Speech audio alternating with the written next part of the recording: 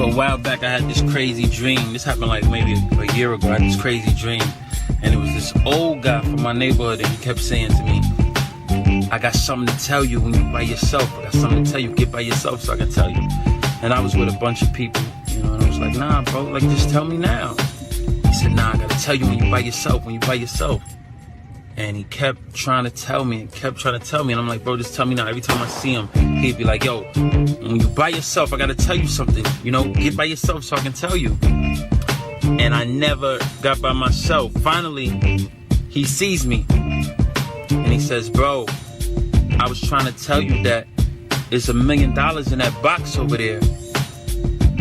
But you wasn't by yourself, and I couldn't tell you, and I didn't want nobody else to know and take it from you. And what God was trying to tell me in this dream was, sometimes you got to remove yourself from some people around you, and He wants you to be by yourself for a little while. Sometimes the friends that surround you ain't meant for don't mean you no good. And He wants you to be by yourself because there's a blessing He got for you.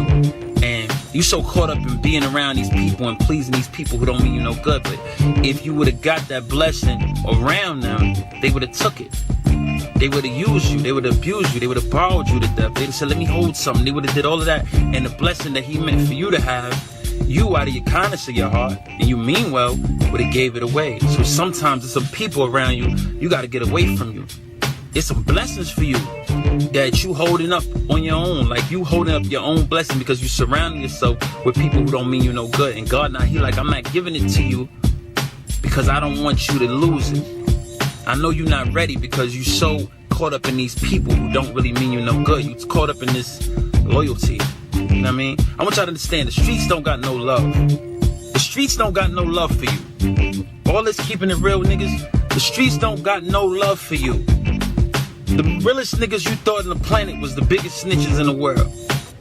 The best friends in the whole world was murdering each other. The streets don't love you. So get away from some of those people who don't mean you no good because it's a blessing waiting for you and you holding up your own blessing.